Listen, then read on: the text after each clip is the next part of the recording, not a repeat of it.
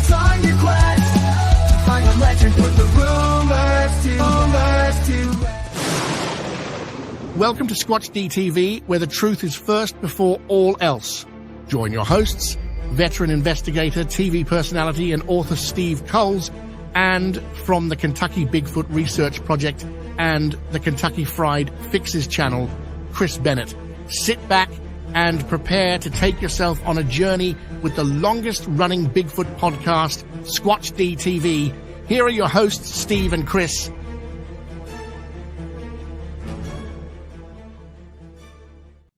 And good evening, cyberspace. Welcome to Squatch-D TV for today's date, March 10th, 2024. I'm your host, your guide, Squatch Detective Steve Kulls, along with my co-host, Mr. Chris Bennett. Hello, Chris. How are you down there? Steve, it's good to see you, man. I tell you what, we've had some sunshine today, and it's about time. It's been a week, a holy weather, wet week. We've had temperature wasn't too great today, but we got the sunshine back, and we're going to get more tomorrow. So that means possibly tomorrow I might be out doing some woods trekking. All right, that's what how's everything going for you in New York, sir? Rain tomorrow too. So, but we're glad to see we have Darren down there. Hello, Darren. Hey, Darren. So here we are, another wild and woolly week here in the Squatch world. Of course, I talked a little bit about it on Friday on the Bigfoot news, but yeah, my neck is getting worse. Oh no. So yeah. Man, and in case people didn't catch that, last Monday, it'll be week tomorrow, I was hit not once but twice by a tractor trailer. Yep. And although he backed into me, it wasn't really he was at a full stop. I was at a full stop, and then he just decided to turn it into reverse and hit me twice. And I think it was the second time. The first time I saw it coming, I wasn't really expecting him to hit me a second time. Yeah, dude, and, I know you're not an ambulance chaser, Steve. You need to get your neck checked out. No, I'm an ambulance driver, for crying out loud. Yeah. You need to get the neck checked out. Okay, you might have to be wearing one of those collar things. Yeah, and unfortunately, I had a little bit of back strain at work a couple of weeks ago. I took a couple of days off for that. My back was fine. In fact, I went back to work on one day. And I was fine all day until we had to actually use the litter and just the pulling on the weight on that. Oh, yeah. And so I don't know. I'm going to have to probably plop to the doctor tomorrow and see what's what, and maybe a visit to an attorney. Do not take a chance especially on your neck, because, man, there's a lot of nerve stuff in there can mess you up for life. Okay? Yeah. Do not take any chances. You're not kidding. Anyway, let's go to the positive. And first, I want to thank Walter Kroll for throwing out 10 gift memberships out there to folks. We really appreciate that. Thank you, Walter. Thank you so much. And the chat is hopping. It is. We got 58 people. Look at this. So and we're so honored. Thank you. When we hit the halfway point of the show tonight, we are going to also gift 10 memberships as well. So cool. So first in tonight was Ammon Chris. Good to see you, Ammon. Chris. And Lester was still second. Lester's been trying to be first in all. I'm not sure what that means, but I think I know, so I'm not going to say it. 8 hours. 8 hours before the show began, Ammon Chris was in here, and Lester. Wow. Of course, we got Mick in here. Uncle Bones number 2, Relic Hominin. He'll catch the show tomorrow. He's in the UK. Hey, we just had some stuff about the UK on Friday. Yep. On the Jay Charlotte, good to see you. Daniel Weeks, hello. Of course, we got Henry May. Good to see you, Henry. Good to see you. Walter Kroll again. Walter said, look at all the early Bigfooters. Pete H. Pete. Good to see you. My good buddy Jim Lansing is on. Hey, Jim. Matt Collins, good to see you, brother. Matt. My neighbor. We got B. Lynn. And of course, we got Brent Dillon here. Awesome guest. We listening in. Good to see you, Brent. B. Lynn, of course. B, yeah. Glad to have B. And I think B has got the moderator. That wrench means she's a mod. Oh, watch out. Watch out. Behave. B will get you. B's the bouncer tonight. We got Tennessee Cherokee in here. Sharon, good to see you as well. Cherokee. Sure. Don Gumow, good to see you, Don. On. Grasshopper, good to see you, sir. Grasshopper. I think we said Jen already. Well, hello, Jen. Jen is in the house. Yeah. Welcome. Now I'm scrolling down to where, okay, we got Ristel in the house. Good to see you, my friend. Crystal. Yeah. Still can't get over Walter Crow. Walter. Oh my God. My good buddy Outback Orchard in the house too. My good Vermont friend there. Good to see you, Outback. You're welcome. Low Rider, of course, in the house. Low, good to see you. That name. Connolly, hello, Tom. Hey, Tom. I'm lost as usual. I don't know where we're at now. I'm shuffling here. Finding the Trackway is in the house. Bill, good to see you. Boy, And of course, our good friend driving back from Florida after being out on the weekend with Matt Larson and Mike Ann and crew. Brian and Chewy go hiking, and I hope you all had a great time and a productive time. Great outing out there. Jay Fritz, there he is. Hey, Jay. You can tell Jay anything. Just don't tell him there's no Bigfoot in LBO. Little Kilroy is thrashing hoaxers. Little Kilroy. Welcome. Robert Denduven is in the house as well. Robert, and so welcome. is Nikki from Sasquatch Secrets. Nikki. Sharon, good to see you. Mr. Jeff, Mr. Federal, Mr. 2505 Federal, good to see you. Welcome. Jeremiah from Bigfoot Society, good to see you. Society. The tackle technician, there he is. Tactician, I'm sorry. Yeah, I believe that's fishing related. Tactician. It is. Yeah. I believe it is. Yeah. Love to go fishing. And it's getting about Angel that time, Nolan is in the house as well. Angel, welcome. And this guy's in the house too. I don't know what to think about that. And Brian Parsons. Hello, Brian. Good to see you, sir. Brian? Of course. What's a show without Don Fuller being in here? Don, appreciate you. And I got Martin Stiltz. I'm in academia. And I think we're at the end for now, but I'm sure that will. I see Russ Torcola. Right. Yep. Russ is in the house. Yep, I may have missed him. And that's all I can see. If we missed anybody, it ain't because we don't love you. It's the chat is hopping. It really is. And we appreciate having everybody in here. Thank y'all. Thank y'all for joining us. Yes, sir. So now if you see me look over here from time to time, it's because I got the chat actually pulled up on another screen. So I'll be looking over there periodically to read. Actually, you know, I may do a double bubble here because I got time. Well, you know. So Darren. Ping pong watch. Darren, how the hell are you? Pretty good. Been busy weekend. Yeah, not a good thing. And of course, our condolences to you, my friend. Sorry to hear it. Yes. Oh yeah, and then right behind that we had the Oklahoma Symposium yesterday. Oh, yeah, that's right. That's right. No, it rains. It poured. I guess it's like one thing after the other. Yeah. So how'd the symposium go? Let's talk a little bit about that. Well, it was kind of a iffy thing because the rain come in, and so some of our vendors didn't show up because of that. But overall, we had close to about 250 people. Nice. We really didn't advertise as much as we usually do, and had some great speakers. We actually had Randy Savig, who's been gone for about 3 years. He actually come back, did a presentation.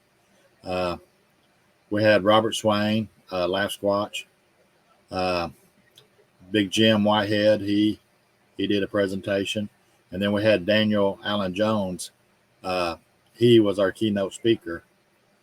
So, and we had a lot of door prizes that got won by people. So I do got to say that we had some huge stuffed Bigfoot that we were giving away as door prizes. And a woman actually won the two biggest ones, and she turned around and gave them to these three little girls that was there. And it was just, they just thought they were the greatest thing on earth. Yeah. And yeah. So, but yeah, we even had Indian tacos with the fry bread shaped in the shape of Bigfoot feet. So very nice. Oh, that Indian fry bread. So good. Yeah. So But that's one of yeah. the things I got my fill of that while I was out in the Navajo res for a while. And man, Yeah, it's definitely why a lot of us Indians are a little chubby. So, Got to have them carbs. Carbs is good. yeah, that's the only reason why I got skinnier was because I've stayed away from the fry bread all these years. Oh man, love that stuff.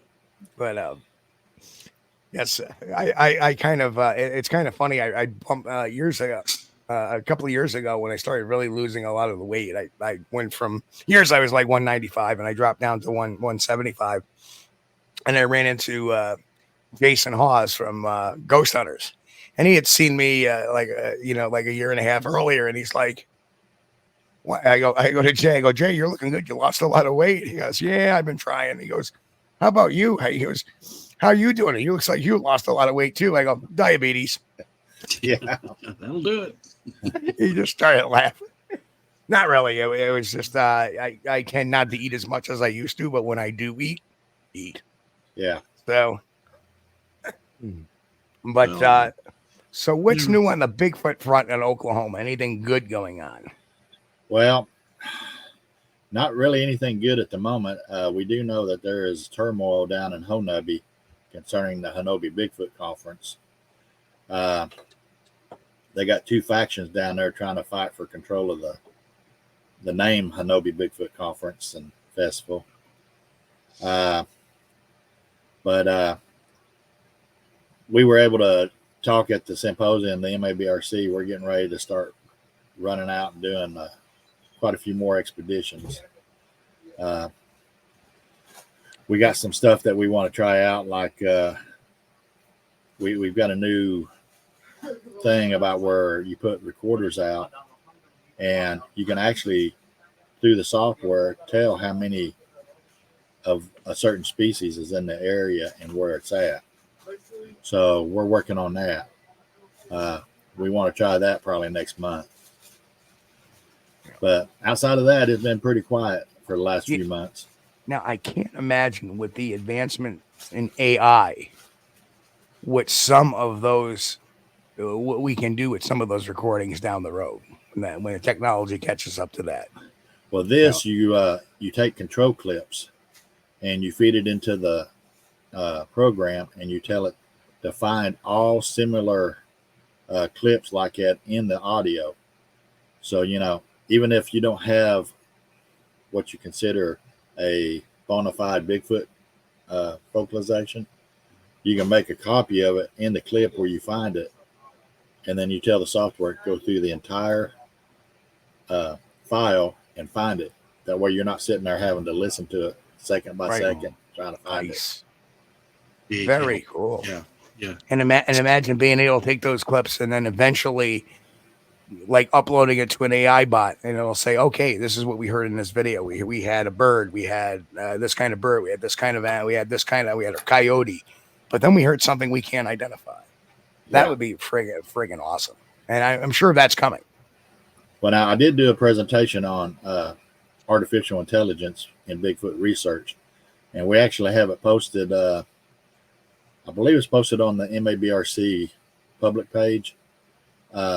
I did it over at the Arkansas Bigfoot Conference last year, and then I did a repeat of it here at the symposium.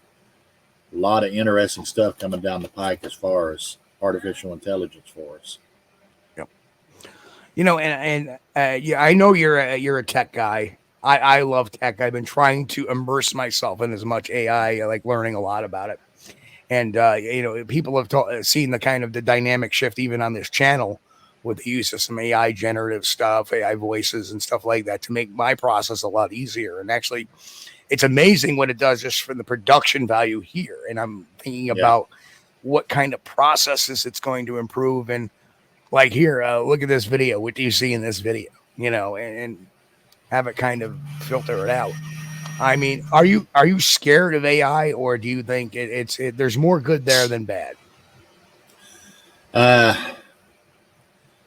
I do think there's a lot of bad involved in it. We've seen a big influx in the last year and a half of people trying to pass off AI photos and even video and claim that it was Bigfoot. So for us personally in the Bigfoot community, it just makes it rougher trying to put out the good, credible information out there and the video and pictures. So, and I that's why Darren and I align so much, because we're all about trying to get that real information out there and try to get rid of the carnival barkers and the chaff, get that out of the way, because even though we look at the Bigfoot photo, we may turn around and go, that's AI. We can tell right away. But yeah, there's so many uneducated people in the public that will say, oh, that's a Bigfoot. Yeah, and I like to attribute it to the fact, Steve, that you and me both started out about the same time. We did. And of course, we had the Bigfoot forums where all the older researchers hung out. And you, me, Sean Forker, Melissa Hovey, a whole bunch of us, we were the new generation coming in. And yeah, we got hammered pretty bad by the old timers, but they weren't doing it to be mean to us. They were like, hey, if you want to do more credible research, this is what you got to do. And a lot of us learned the lessons and moved forward and actually become better researchers. But a lot of other people ignored it, and they're the ones that put out really bad information now. Right. So I kind of consider our class was the best class in a long time. Yeah. So yeah, I mean, I used to get that. Hey, listen, you don't want to put this out here because it's that, or it's potentially that, and it's so ambiguous that it's not going to necessarily further our cause. Yeah. And the way you further our cause is, even if something's bad, you say, hey, this is bad. And, honesty is the best policy. And it's really funny because I'm summarizing my latest book I'm writing. And the latest book I'm writing is called The Psychology of Bigfoot. And it's basically it's a guide to, Bigfoot witnesses. Yeah. And part of that towards the end was this. And in this saying that always pops into my head is, when good people do nothing, bad things happen. Yeah. And for so many years, you and I took flack, and I'm sure Brent gets it too over there at the Tall Ones, because he's doing it now. Yeah. If you ignore hoaxers, they don't go away. Yeah. And I will say this about Brent. When he first came in, he was trying to be friendly to everybody. And then he started learning, and I'm proud of where he come so far. He's really looked at everything and said, hey. Right. But, and it's like people say, oh, well, the lunatics are running the asylum. And why I go, well, when you ignore hoaxers, when you don't confront people that are putting out bad evidence, when you turn the cheek and only concentrate on, I had one guy tell me, or one person, I don't research the researchers or the people or the witnesses. Well, if you're not doing that, then you're missing the boat too with that. Yeah. If you don't do that, that's the reason why the lunatics are running the asylum, because there's not enough people saying, hey, time out. Yeah. Enough of this stuff. If somebody puts out, and I got a great example of that, and I just picked up on that today. So I'm going to show you that in a minute. And I think you're going to get a good laugh out of it too, if you haven't seen it already. But if too many people don't take that push and say, hey, wait a minute, time out. So you take some flack from people you've never met before. Big deal. Yeah. You're at least projecting, and going to cause somebody to go, wait a minute, let me think about this. So Darren, I'm going to pop this up. I purposely put this up here because this was something new to me today. And I pretty much filtered it out within minutes of what their real motive is behind it. But we see this post, and this guy's been posting this out there. And I think you know the one I'm talking about. Yeah. Right. Here's this guy claiming to drive 70 miles an hour by this thing. And this is the picture he got of it. And clearly, I mean, the arm length is nothing. It's, at the hips, if not a little bit below the hips. Definitely not. It looks like a person in a Sasquatch, person in a Bigfoot suit. Yeah. But I mean, driving 70 miles an hour by that, are you going to get that kind of picture? Well, even then, it looks like the person or whoever it is may even have a backpack on. Might have been a hitchhiker. Could have been. Could have been. Yep. Could have been. But just a day earlier, the Secret Sasquatch Society posts this. Right? Yeah. Yeah, like I said, I did a little bit of digging. And not much digging. It was like all right there. Like, okay. So then I noticed something on their profile. Is that they're claiming to be a nonprofit organization, and their website is nothing but a gift page. So what they're doing is they're just basically putting this bull out there to get people to go to their little Bigfoot swag store. Mm-hmm. And what irritates me about that is I have my own swag store, but I've been busting my ass for 25 years to do this. And these people come along and start putting up hoaxes left and right. Yeah. And try and get people to buy their merchandise. Yeah. Brian Parsons says my neighbor has the same statue. Talking about that last photo you showed. They sell those down, or did sell them down the street from us, Brian. Little Bigfoot concrete statues, yard statues. But you can get the big one like that one was. But what even makes me even more angry about this is they're claiming to be a non-profit organization. Doing what? Right? It would not surprise me if that's a Chinese-run page. Well, it could be, but it has this like father, son, and mother, or father, daughter, mother, all wearing Bigfoot T-shirts on their big page. And I didn't go into checking to see if that was just a stolen picture off of somewhere. But to me, why would you? Where's that money going? It's going in their pockets. Is where it's going. They're not a nonprofit organization. They're not even an organization. It's just amazing. Well, it's like I like to tell people, the day that Bigfoot comes out of the woods and starts demanding his cut of the profits on everything, everybody's going to be having to really cough up some money. Right. Well, Bigfoot comes knocking on my door, wants a cut of the profits. We can sit down for a photo shoot. Absolutely. Yeah. You can have a cut. Yeah. Eyes in the woods. Hello, Eyes in the woods. Yeah, that's fraud. Yeah, certainly is. To me, it not only has fraud in the context of how they're trying to like guerrilla market it, but by the same thing, it's just an overall fraud. Their claims to being non-for-profits. I mean, you look at their webpage and it's nothing but pictures of mugs and little snippets like I just showed you with the statue saying, oh, look what I found in my driveway today. Now that person could turn around and say, hey, I was just advertising this thing we sell, even though they don't sell it, but. Yeah. And then, you have those used to have, I don't know if you still do now, but there used to be some YouTube channels that you could go like every day or every once a week or whatever. They would have a brand new video of the latest Bigfoot video that they got.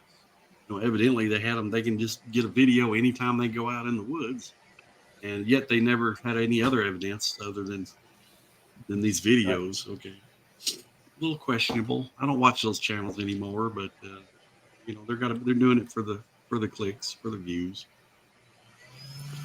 I mean, if you had to guess it, Darren, what's more prolific today? The Bigfoot whisperers or people just outright running hoaxes? I would say it's probably the people doing the hoaxes, because they get their 15 minutes of fame. Everybody's like, oh, look at what this is. And then when they finally get called out on it, some of them will scamper off. Some of them will lay low for a year or two and then come back and reappear.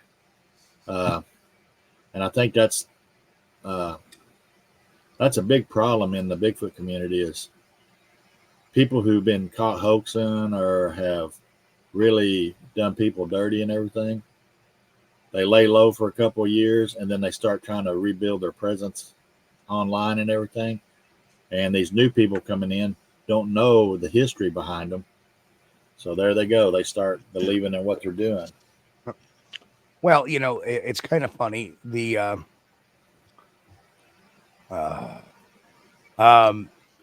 just looking at Mixed Mick's comments comment. too. Yeah. No, Mick, no. No. Means no.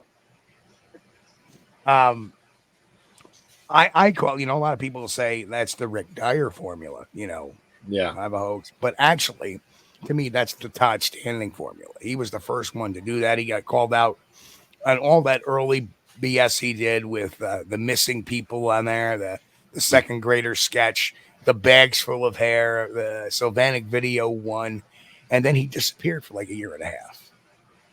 And then he came back with a revamped website and a revamped attitude, and people seem to have forgotten the beginning. Yeah.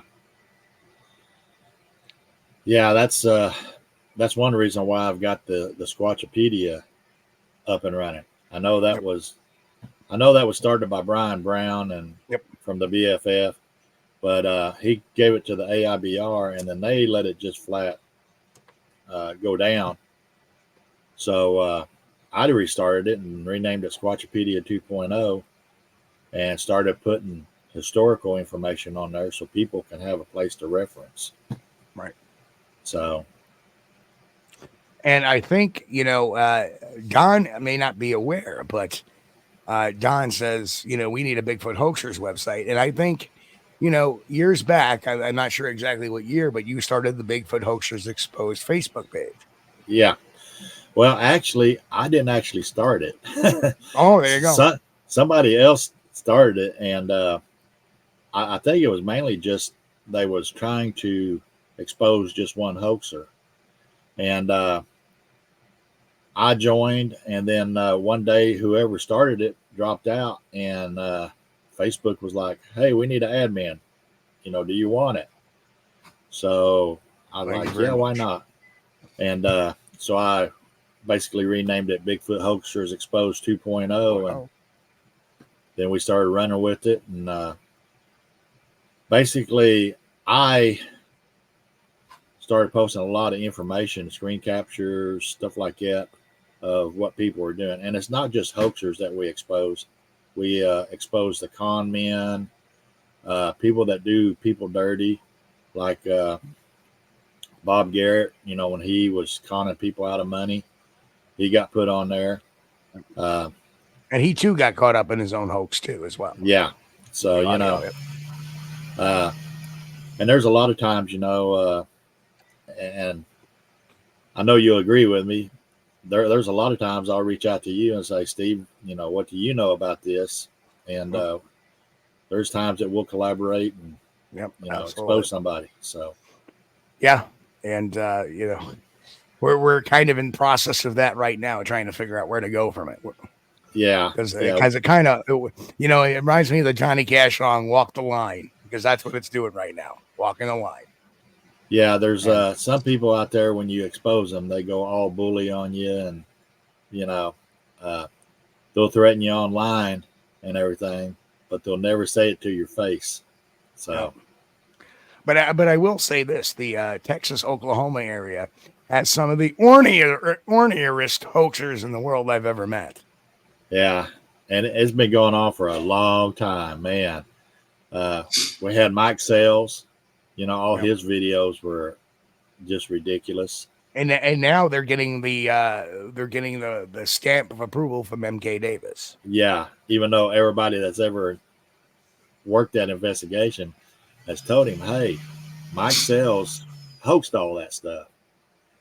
But goes back to that relevancy, Some of the people that are in the Bigfoot community, they do one thing that gets them some relevance in the community.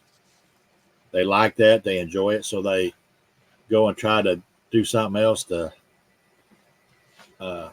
one up their previous relevance, and it continues and it continues, and then eventually they start hoaxing stuff, and it just gets to the point to where they have to create stuff to become to stay relevant. I hope that makes sense. Like you exposed somebody here a while back. They actually admitted that they had to go and create something just because everybody on YouTube was demanding that they have more content. I think it was the reaching out for an apple, and the guy had fur on his arm and a black glove. Oh, that was actually Todd Standing. Okay. That was a Todd close. We did have a guy who went on one show and had made some claims, and he eventually admitted to us he made it up. We body language the hell out of it. And he admitted, he was lonely and, he wanted to kind of, and we understood him. We didn't really shun him too badly. We didn't shut him out. We were like, okay, you screwed up. So, but there it goes back. Here we are trying to think about all these hoaxes. There's so many of them out there that we get them confused. Yeah. So that's why Bigfoot Hoaxers Exposed 2.0 and even Squatchpedia puts that information out there. So everybody can go and take a look and read and see the screen captures and the video itself. And your own site has quite a few hoaxes exposed. Yep, so. Hall of Shame. Yep. It's funny how we see hoaxes repeat themselves quite a bit too. Yeah. And I recently did a video and part one of them was the Sean Bannon hoax, the creature of the giant sequoias. That famous clip of where the guy was at the creek or something, and the Bigfoot jumps off and he goes running and scampering. And it's only like a 2-second or 3-second clip, and that sucker just keeps getting recirculated. Look at this video. Look at this video. And I think Don tells me that Arkansas Bigfoot with the glove, Steve. That was the Arkansas Bigfoot with the glove. I may have completely forgotten about it. Well, it goes back to too many hoaxes, Steve. We can't keep up with them ourselves. Especially as we get older. Yeah. Like, I don't know. So. Well, it's not even an original idea, though. Standing already did that. Yeah. One of my favorites though, debunking, was the Mississippi Skunk Ape video. Everybody was saying, "Oh, is this the biggest?" And so I started digging them then, and it came back to a TV show. Yeah. And the guy that reported it and set these bogus, you can't tell me this guy did not set up bogus, websites or Facebook accounts or YouTube channels, because that's the only thing he ever posted. Nothing after, nothing before. Boom. Same day that video came out. And then I just say, let me just, I'm using private investigator databases. I can't find this guy anywhere in the United States. So I Google him, and all of a sudden it hits, but it hits on a character in this TV show. And then I get the TV show and I watch it and I go, well, there it is. Yeah. And it was so fake that, I knew I even knew the actor's name who portrayed him. It's right there in the IMDb, Internet Movie Database. But on the TV show, they blur the actor's face as if to say it's real. Right, to keep the mockumentary or fake-umentary or whatever you want to call it going. But yet, there was a rather well-respected researcher that claimed to have met with him and to have spent time with him and talked to his family. And why, thank you, Western New York Bigfoot. Thank you, thank you. Thank you so much. We appreciate it. I believe I knew who that is, too. Hello, Mrs. Snyder. Good to see you. Molly. It's Molly. Thanks, Molly. Hello, Molly. Good to see you. And Darren, I don't know if you ever got to meet Joe Snyder. Great guy. Western New York Bigfoot. Well, unfortunately, we lost him about 5 months ago. Good friend of us, good friend of the channel, honest researcher, had his own sighting, and I believe is his better half in here dropping in on the show. So that was really cool. Somebody's saying different guy, Steve. No, and so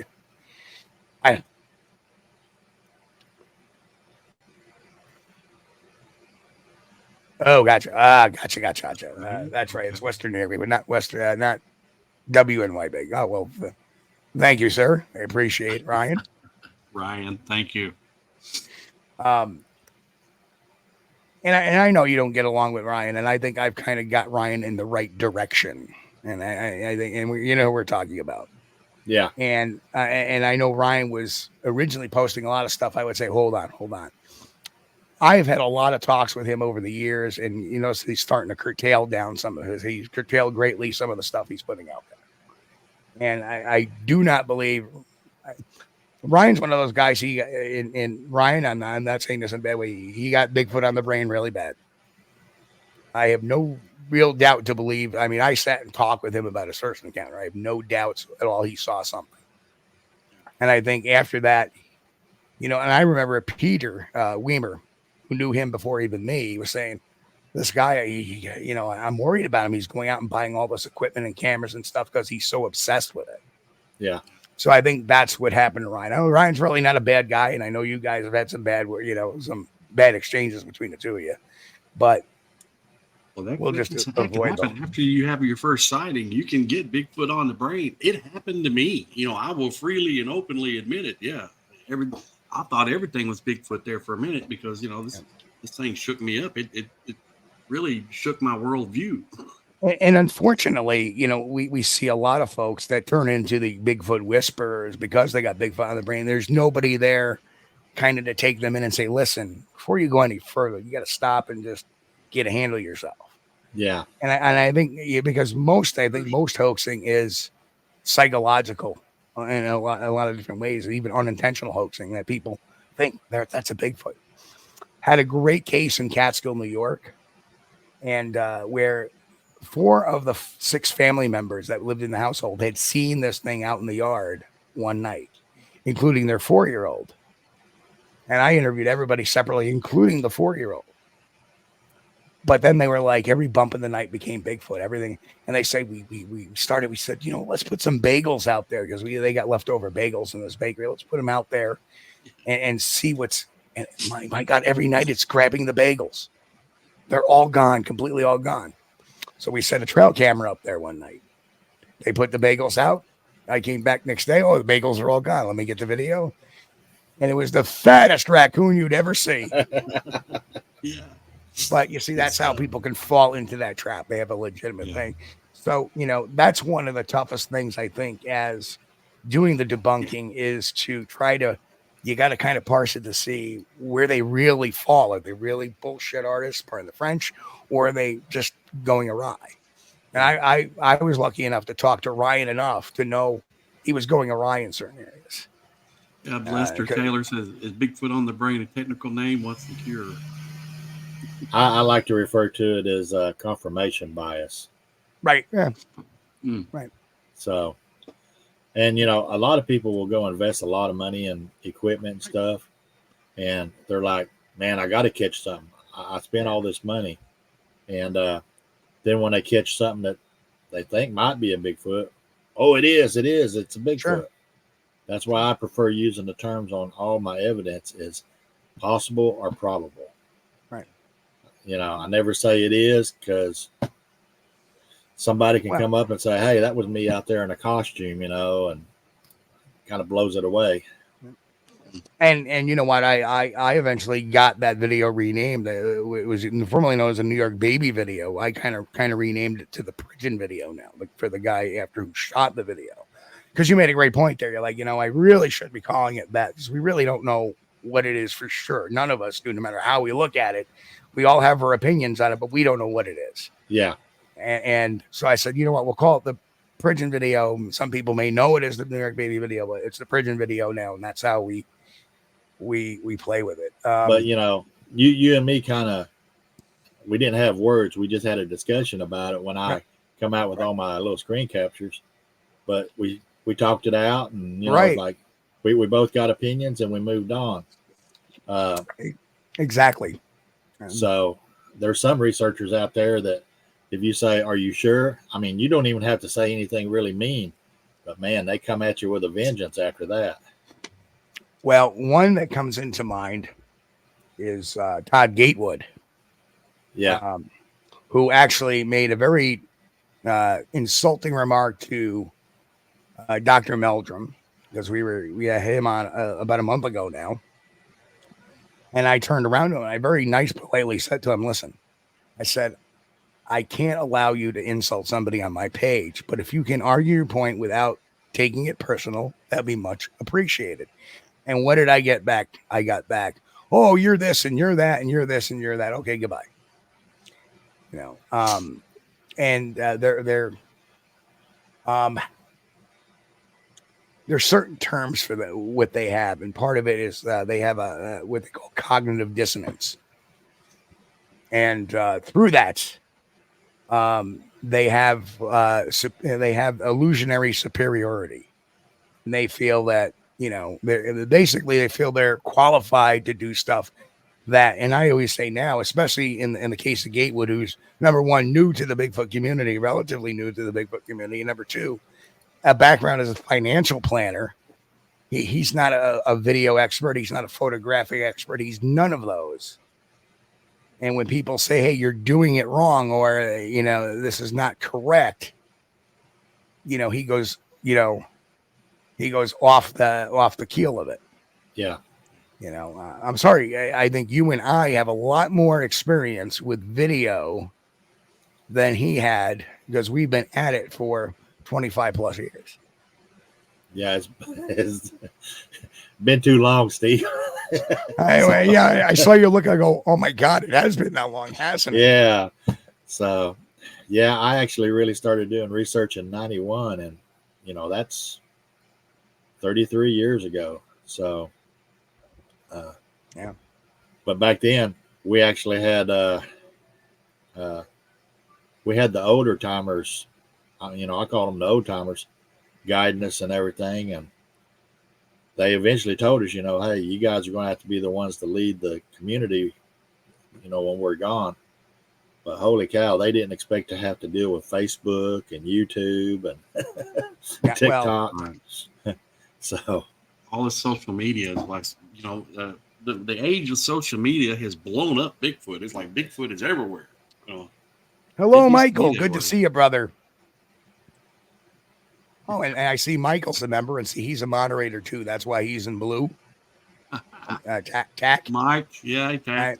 And I'm sure now that he's got the gift membership, I'm sure he's going to go over and see the video of him baking his cookie this morning. I hope so. Yes. And guys. Then hear me go on a profane rant about it. In typical New York fashion. Yeah, that's not really roughing it. Okay, baking cookies in the woods. No, that's not roughing it. No, especially s'mores cookies. Yeah.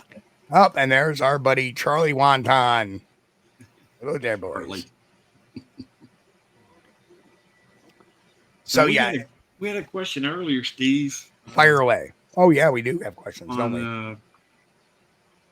From the Tackle Tactician. Darren, he wanted to know, Darren, do you think AI in combination with a quantum computer will be able to discern fictional pictures, video hoaxes?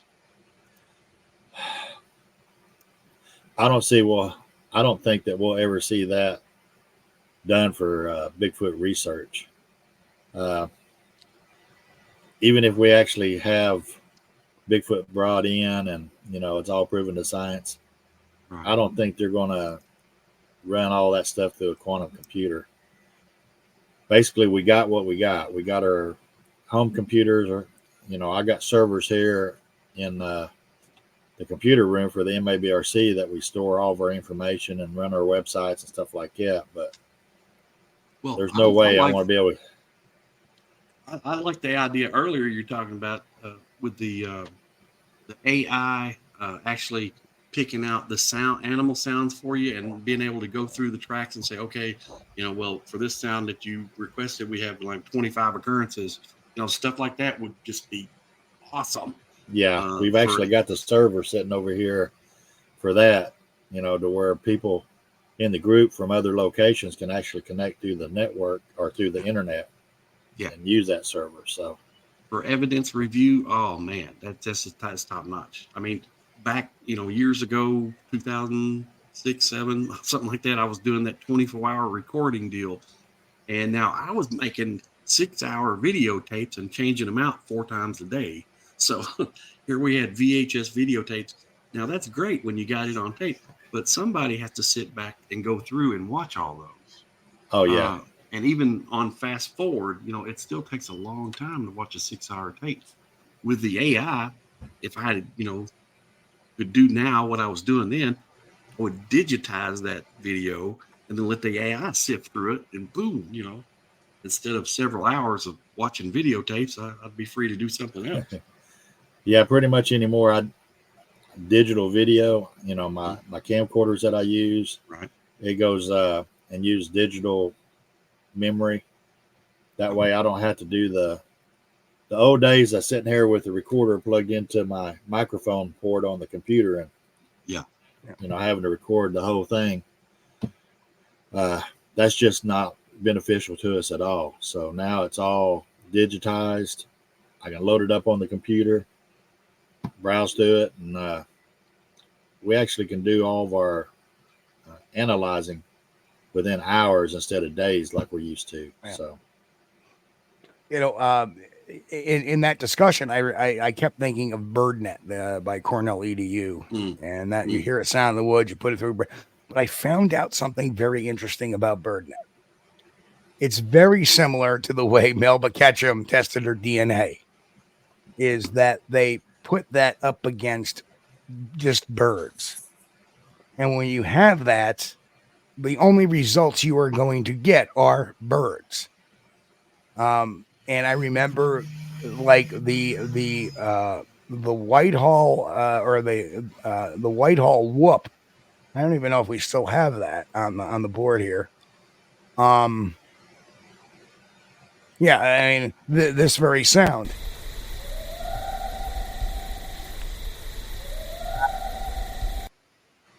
Which we had gotten in Research 1, unprovoked. It actually said it was a loon, and it was like, that's not a loon. And number one, we're in the middle of the forest. Loons stick to the waterways because they don't normally walk very well on land. They're very clumsy on land. And we're in, not only that, but we're 1,800 up elevation from sea level, and we're deep in a mountainside. So it's like there's no way that could be a loon. And then I started putting some other things, including people talking, and they would come up as birds. So I realized that they're just testing it against birds and giving the most likely probability of such. Yeah. If something says 100% and it sounds like a bird, chances are like I did one sound and it came up as the eastern screech owl. I was in Vermont. I'm like, I know I've heard that before. I'm pretty sure that sound is a bird. The howling, I have no clue what the howling back is, because it was going back and forth. This thing was oh, and then you hear the screech owl. So what ends up happening is I put it in and I go, okay, I know that's an eastern screech owl because their habitat is not only parts of New York, but parts of Vermont. And I was in Vermont. So that made all the sense in the world. So I can pretty much rule that out. But if something like I put the war in there and it came up to some bird that was only that only habituates in, I think, India. So well, that can't be the bird because that bird is not even here. So it has its uses, but you got to use it with, you got to kind of interpret what the findings are a lot of times. Well, Steve, and I'm sorry, Darren. Steve, Cryptic Crystal just popped up to chat here and had a $5 thing. Oh, well, thank you, Crystal. We always try to have the honest conversations here. That's right. You're not going to find any cryptozoology here. That's for sure. So, but one of the things that the MABRC and an Arkansas group named Arkansas Primate Evidence Society, led by Robert Swain, we also did Project Silent Hills, where we actually went and tested how far vocalizations, wood knocks actually would carry. And we did it in 3 different sessions, and we're getting ready to do it on water here probably this summer. But we actually found that vocalizations don't carry as far as we originally thought. Right. Same thing for wood knocks. If you hear a clear wood knock, it's up within 100 to 200 feet of you easily. Right. So Yeah. What I find amazing is that you can hear a wood knock really clear. I mean, really clear. And then you listen to your Zoom recording and it sounds like it's miles away. yeah. And that's one of the bad things. Now, the lucky thing is that whoop got recorded. And there's a whole, I think I have like a 2-minute recording where the guys are talking about, they believe they're seeing eye shine through their thermal imagers. They're seeing something that's reflecting back at them, you know, 2 eyes, it looks like eyes. And then you hear me in the background. And what I'm doing is of course I've been up there for years. These guys have been up. One guy, the guy recording it was a documentarian and he's making a documentary about Bigfoot in New York. He did one on Florida. I released that a few months ago. His name is Eric Swanson. And he kept his audio running at all times. Smart guy. But that audio equipment was so damned good. I mean, you saw how clear it picked up, better than a Zoom. Yeah. And all I did was amplify it just a little bit. But man, that's just like, and at first I thought that was the actual, because I was in the base camp team and there was 12 of us. I was in the base camp team and then they were out on the road. They were getting ready to take a hike down the road and they saw this and they were talking. And I heard 2 whoops because they called back after it. Yeah. And it was quiet. And I saw Alex running back. I could see his red light. You know, I don't know if you know Alex Petikoff, but he was running back. So I'm like, what's going on? He goes, didn't you hear that? I'm like, wait a minute. Wait, did you guys whoop once or twice? And I said, no, that first one was out there. Oh, you know, typical because we have no idea, you know, like they whooped twice. But just before that, there I am going, you know, you can hear on the audio, I'm going, I'm whistling to see, you know, I go, hey guys, come on, you know, I'm here. You know my voice. I've been up here for 20 years. You guys know who I am. Come out and say hello. And that was it. And within, you know, 3 minutes of me doing that, we get that vocalization, which is wild when you think about it. Like, but we ended up, like you said, in relation to that, we ended up going down to about a quarter of a mile down the road to near Camp 9. There was people at Camp 9. And we're like, would they be hoaxing us? But we got down there and like their music was blaring in their camp. They were playing hip hop. We could hear them talking. We could hear there was a guy and a girl. We could tell there was only 2 there. But we could hear bottles clinking. So they were drinking. And we stayed down there for like 20 minutes. I'm like, I don't think it was these guys at all. And then I'm like, hey, you know, then I radio up to them. I go, guys, can you give me a really loud whoop? And they really loud whoop and all we heard down there was whoop. It was just so minuscule. Yeah, Steve, I think you're starting to get a gremlin in your microphone. It's not doing it now, but what you were talking a minute ago is like garbled. But, that's it. Well, it could be just I don't know. It may be. I don't know. Hey, I did see Texas Rangers posted something, and just want to clarify it. He's talking about wintertime can help with recording long distances. When we did the Silent Hills project in the wintertime, what we discovered is it actually cuts the distance in half of what you can hear. Wow. So even in wintertime, the cold will actually cut down the amount or the distance that you can hear vocalizations and wood knocks. Yep. Well, hello, Mike. Good to see you, Mr. Waldy. Good to see you, sir. And the other thing too is for those worried about my sound, what I did is I killed the extra chat that I had going there, so that could be possible. So I have only one window. It's working fine now.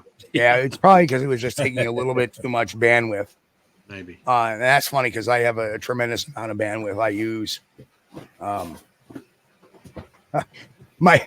By the way, Mike said, "What winter? I'm in Texas." Well, we won't hold that against him. That's about true, man. You know, and you know, when I lived in New Mexico, southwest New Mexico, there, or southeast New Mexico, in the wintertime, all you needed was this little light jacket, and by lunchtime, man, you were in t-shirts. It was great. I miss it.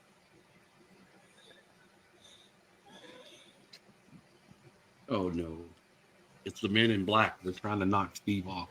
But now his mic sounds good. It's good now, Steve. It's fine. Yeah, it just must have been a bandwidth glitch, which happens so much. And Brian, also a lot of people, a few people know Eric in this group. And Brian, should we go hiking? Eric is awesome, super great guy. Yep. Yes, he was down in Florida with Matt and crew as well.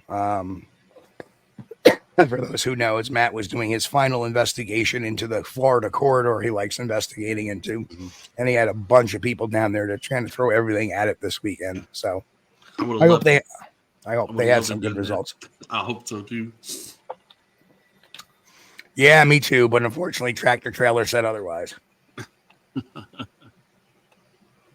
So even if I was able to go, I would have been like, oh. Dang, those big rigs.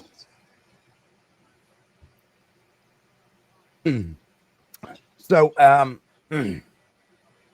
obviously, and I don't know if you want to get into it, but the most prolific hoaxing I think ever happened to a group and kind of a serial hoaxing was good old Ed Smith.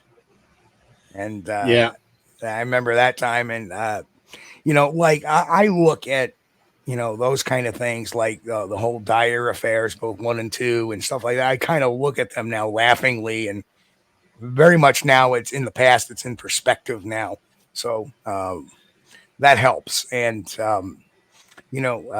let's explain good old Daisy in the Box for the folks that don't know the story. I think it's a great story overall. Yeah. I mean, well, Ed Smith actually joined the forum, and most people think that when you join the forum, you're an MABRC member, but you're not. We have organizational members, and then we have forum members. So when he come on board, he joined as a forum member, and then he started just kind of not trolling, but just watching who was posting what. And then he started slowly making posts, and then he started talking about Original Six, his so-called group. And he was sending me like the policies and procedures for their group.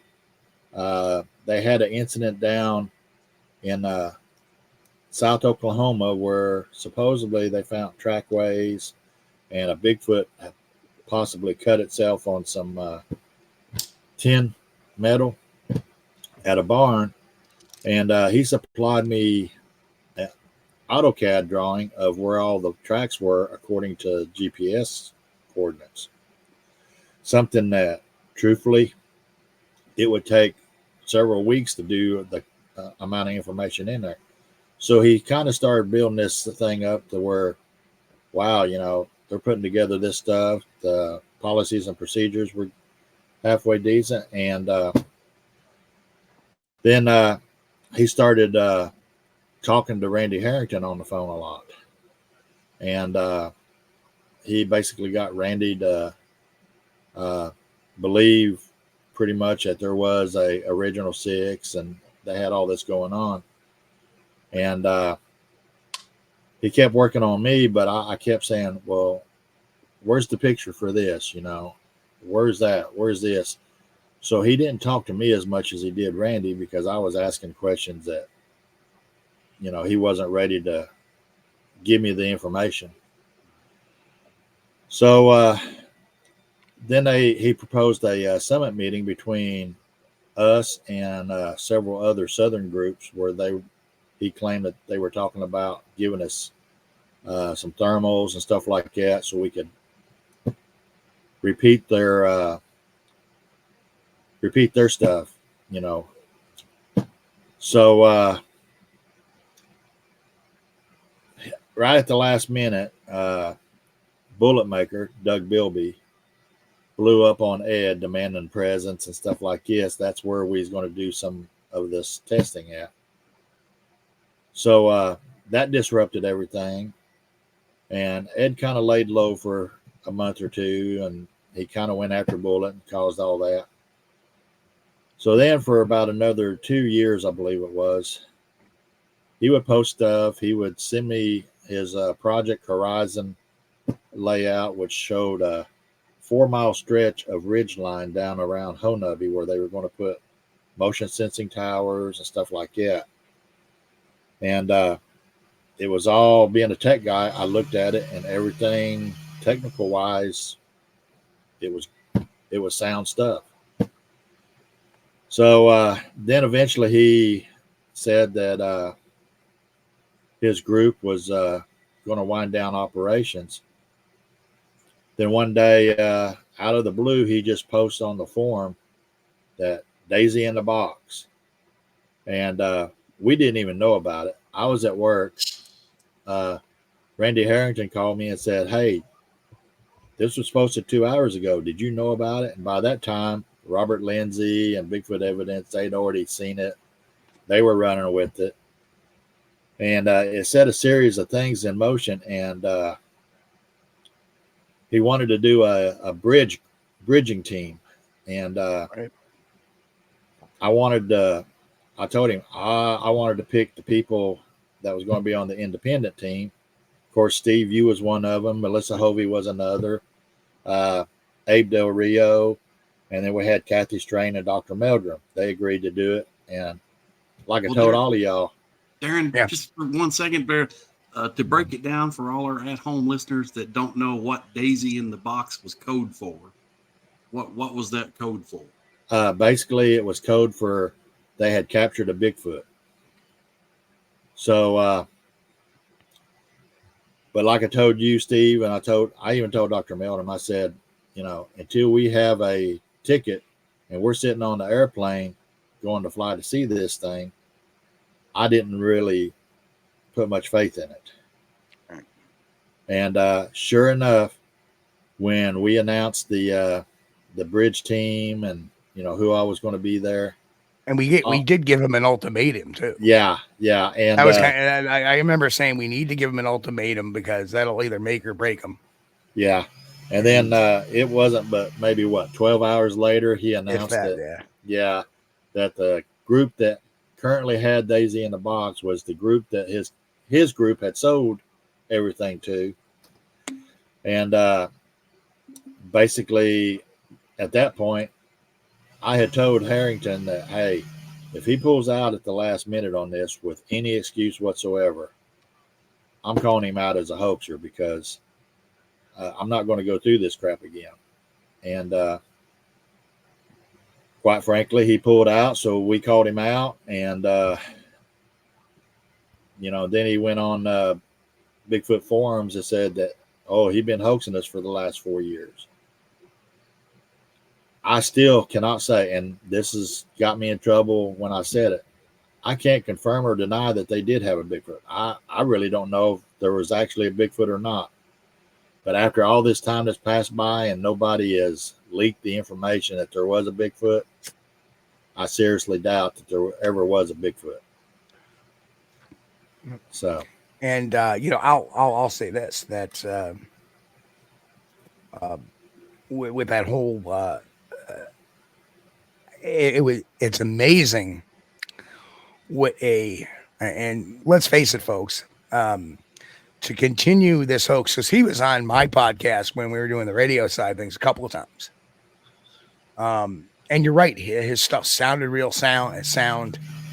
And I think this guy had some serious psychological issues to, come up with technology and plans that are sound in theory.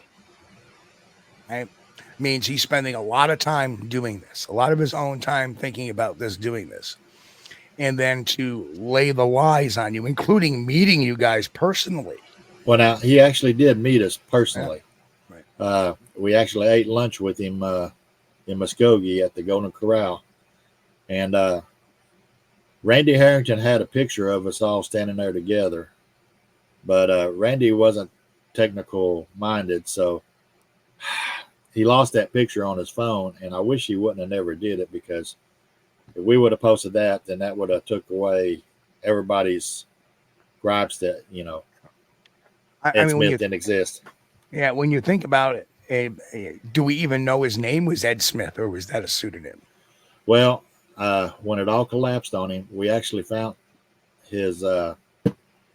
We did find out all the information about him. He actually worked for a Coca-Cola company there south of Stillwell as their IT guy.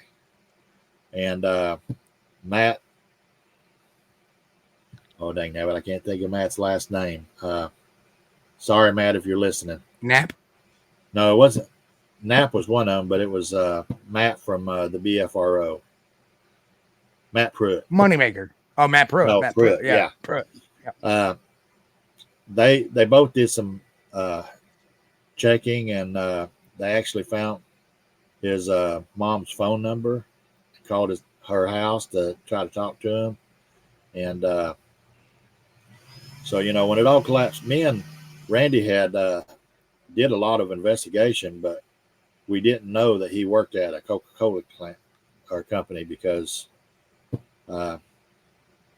we just didn't have that information at the time. But we always comparing notes with each other. He'd call Randy and say something, and he'd call me and say basically the same thing, and me and Randy would call each other just right after, and you know, make sure what was said, you know, if there's any difference.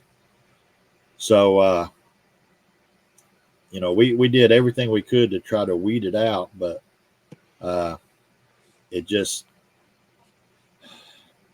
he kept building in by providing me you know, the policies and procedures for a dead body recovery, you know, this, and I'd read it and I was like, holy cow, this is down to, you know, chop a finger off, chop a toe off, chop an ear off, you know, at least you got these.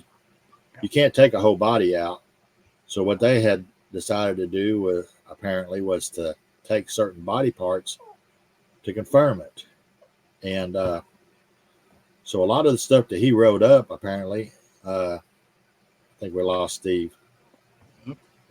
He's just off camera. I'm sure he's still. Go. Yeah. Okay.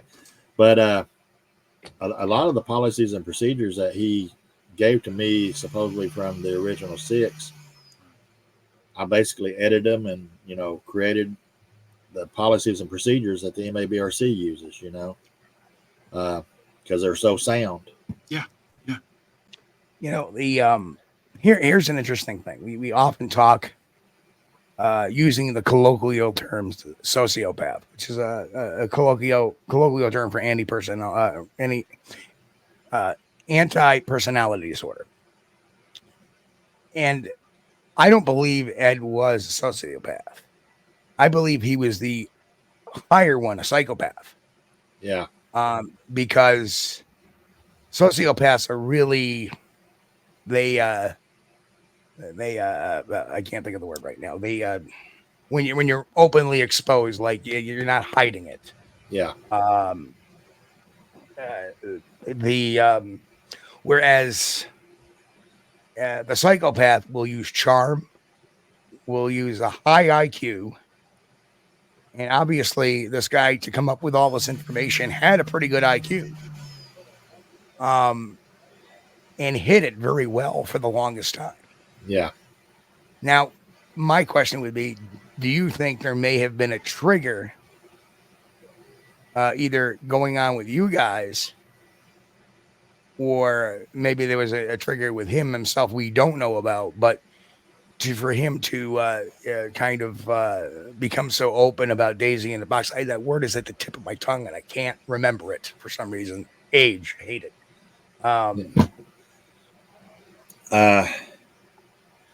To be honest, I think he was on the verge of losing any. Let me explain it this way.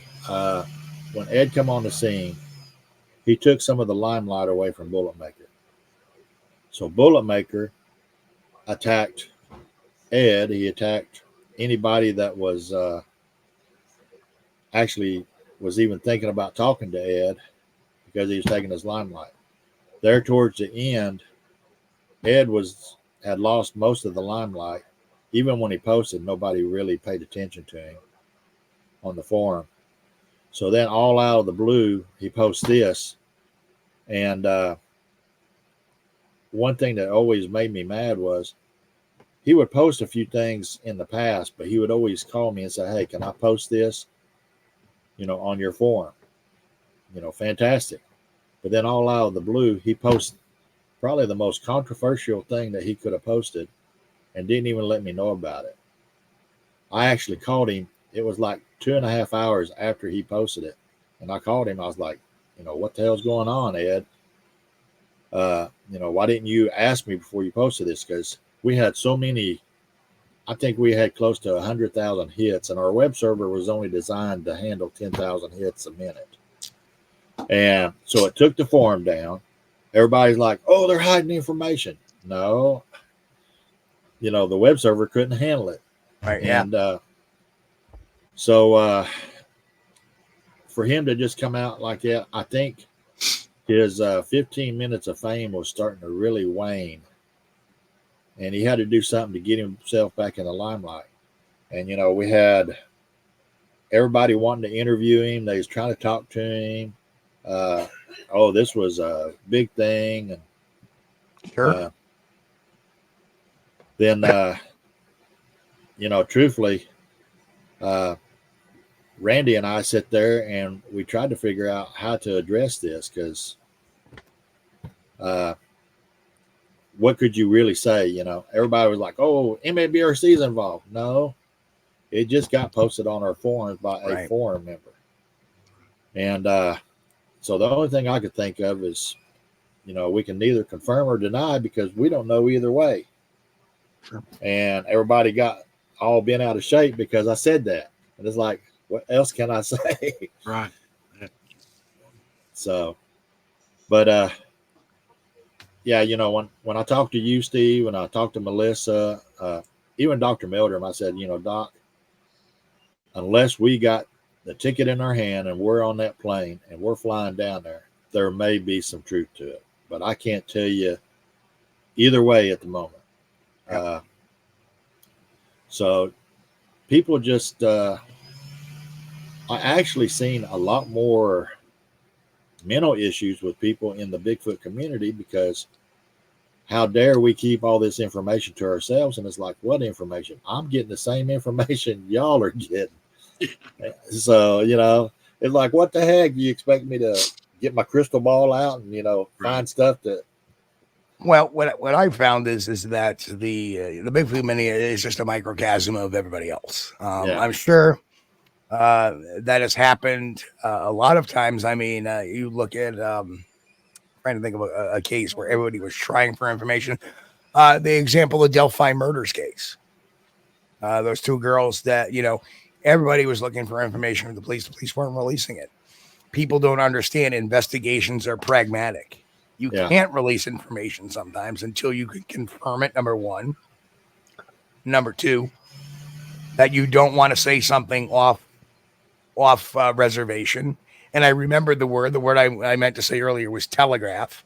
Sociopaths tend not to telegraph their moves, whereas psychopaths do telegraph their moves quite a bit. The whole issue of we want answers and we want it now. That has been the entitlement society, and I think that began when we began the 24-hour news cycle. Because when we just got news several times a day at intervals, we ask the questions then and we wait, and then we ask the questions again and we wait. Now people are used to having their questions answered 24/7. Yeah. And very similar to me, everybody, like when that whole Dyer thing blew up in 2008, everybody was asking me, well, what do you think? Do you think Biscardi's involved? Well, I haven't seen evidence yet to prove that. Yeah. Right. And people blew up on that. Yeah. The fact is that when I got out of that encampment, I started getting my messages again. And then I started building that evidence. That's the way an investigation works. Yeah. You don't have the answers at the beginning. You have them at the end. And yeah. See, the only thing. Same goes for you. Yeah. The only thing we could do was just wait and see. If we would have walked in there and actually seen a Bigfoot, then, we had Melissa, because she had a radio show at the time too. And Abe had his radio show. So it's like, okay, we could come back. You guys could get on the air and, say, yay, there is a Bigfoot there. But just truthfully, for about 2 years there, I had pretty much decided that Ed was full of it because there was just too many red flags popping up. And Well, the one thing that to me, and when Ed started saying things about these trackways in Oklahoma and stuff like that, I'm thinking to myself, he kind of always alluded that you guys were involved as far as making some of these finds. Because I think if he didn't do that, the question would arise in my mind is, if all this stuff is going on in Oklahoma, how the hell does Darren not know about it or Randy know about it? Yeah. There was things that was happening that we knew about, that the only reason Ed knew about it was because it was posted on the forum. But just the way he worded it, it was almost like he was trying to say, yeah, I'm in bed with the MABRC, we're doing all this stuff. And that wasn't the case. Right. But I will say this, I was actually, I'm working on the book about the Daisy in the Box that's going to be good. incident. And I've got all the screen captures, all the emails. I don't have the text messages. I wish I would have been able to catch all the text messages. But there towards the end of the Daisy in the Box, Ed stopped taking my calls and resorted to text messaging. So that right there was another red flag. It's like, okay, now he's able to sit here and think what he's going to text me instead of trying to talk to me on the phone and be caught off guard by a question. But the positive to that is you have it in writing. Yeah. That's the one positive. It's like I had a very similar issue with a hoaxer several months ago. And for folks who are wondering about that one, that was, you'll see the videos. It was about the picture. That was a screen cap. Chris found where it came from. We put it up there. Then he came up with this excuse that he was blaming on his long deceased co-host of his podcast and couldn't keep his timeline straight and stuff like that. So he wanted to call me. I said, no, I'll keep it on text or messenger because I want to keep this on record. Yeah. And sure enough, he was texting me all these lies that I could say, no, look, because he didn't realize that from minute one, I had captured all the other stuff. And and that's one thing that I screen capture everything. Even when people post video or photos that it's obvious a hoax, I download it to my database because that way 5 years from now somebody starts regurgitating it saying, oh, look at this Bigfoot. No, this is where it come out, this is what was said. And that was the benefit of doing the Bigfoot Hoaxers Exposed. We put the screen captures, everything that we can get as far as information related to that, and we'll put it on there. And if the person that actually it's about wants to join the Bigfoot Hoaxers Exposed and try to explain what happened or defend themselves, I'm all for it. But we usually have them get in there and they just start attacking everybody. Right. So but that's one thing I'll tell everybody. If you post in here and you say this is a hoaxer or this is a con man or whatever, you better have the screenshots to back it up. That way people, when they come in, they can see what was said and what was done, and then they can form their own opinion. So it's like and the beauty of that is that there's people doing that all the time, and you can social media leaves receipts a lot of times. Even if we don't have that screen captured, usually you can find that in researching. Yeah. And it was kind of funny. There was the big hubbub about the Colorado, the Bigfoot shot, video shot on the Colorado train there. And lo and behold, about 2 months afterwards, I'm going through some stuff and I come up with another same train, same area, person in a Bigfoot suit by the train dated 2014. And it's like, well, there you go. Yeah. Well, and actually, they didn't even reveal it, but the whole that little train is actually called the Sasquatch Adventure Train. Well, there you go. So it's like it just makes sense. They're going to show you somebody in a Bigfoot costume because it's the Sasquatch Adventure Train. Right. So, but yeah, it's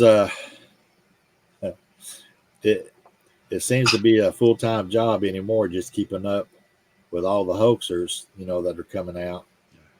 And even the self-hoaxers, the ones that have confirmation bias, and it's like, oh, I got a Bigfoot. Okay, where's your red circle at? Because I don't see what you're talking about. Yeah. So right. Yeah. Now they're not even using red circles. Yeah. Lester Taylor says one lie leads too many lies. Yeah, absolutely. That's right.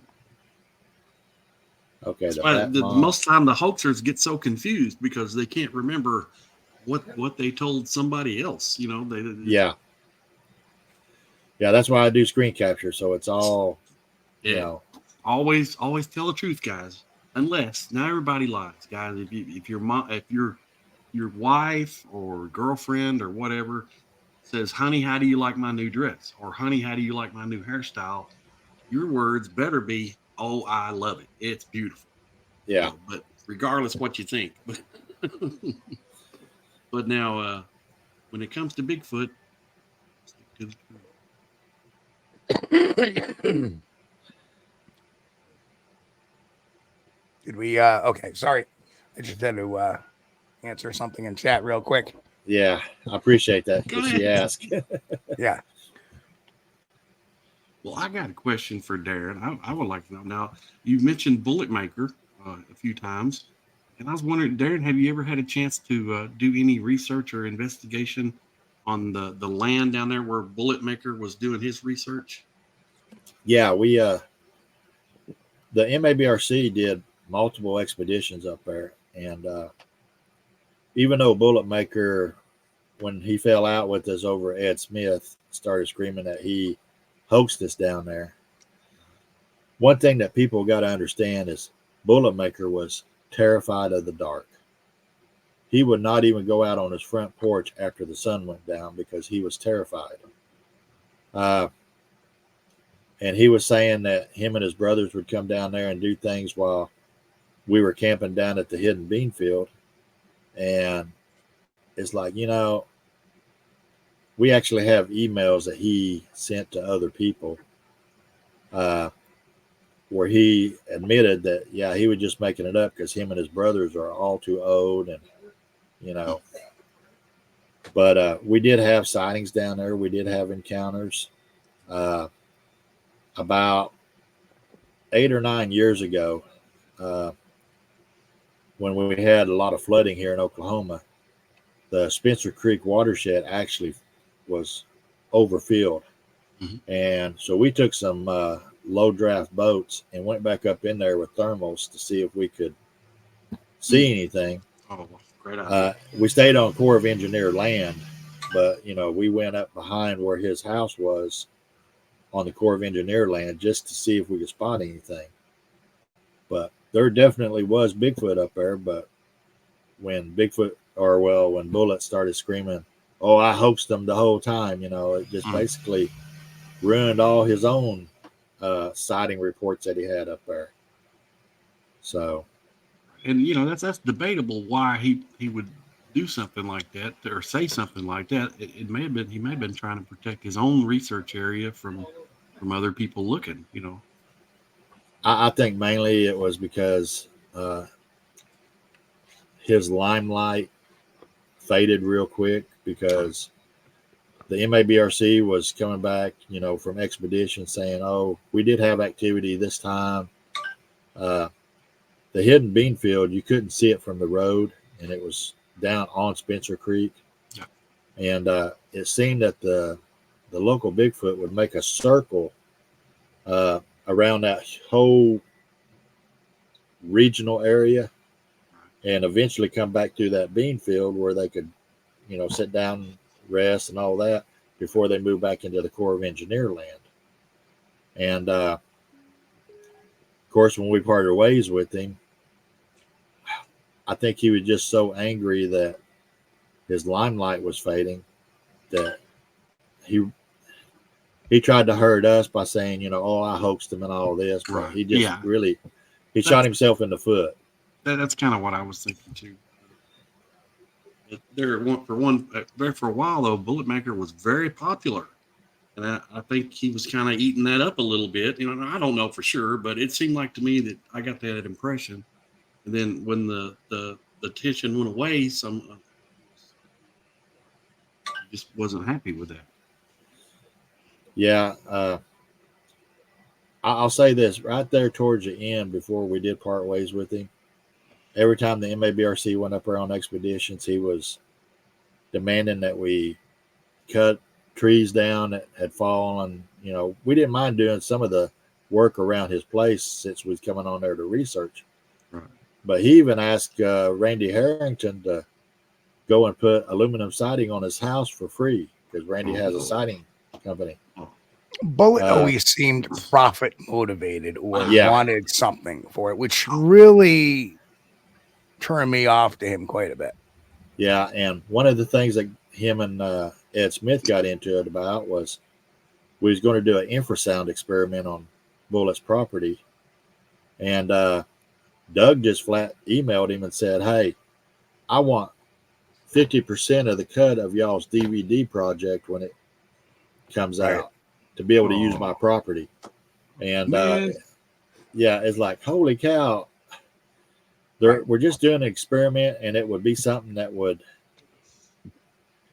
They actually had supposedly Ed Smith and his group had the equipment that, you know, they could see a Bigfoot a couple miles off, you know, with thermal and stuff. Right. So it would have only just benefited Bullet in the end, but he had to have that money.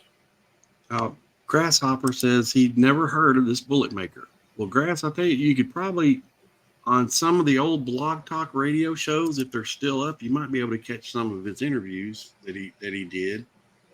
I'm not sure if anything's going to be around on the internet, but it has been a day or two ago. Is Doug Bilby still even alive? No, he passed away about 6-7 years ago, I believe. I was going to say. Yeah, and out of respect, we did put on the forum in our member memorial area that, you know, Doug passed away because we didn't hate him, even though, you know, he attacked us and everything. We got to be really good friends with him, and we just thought it was appropriate to post that.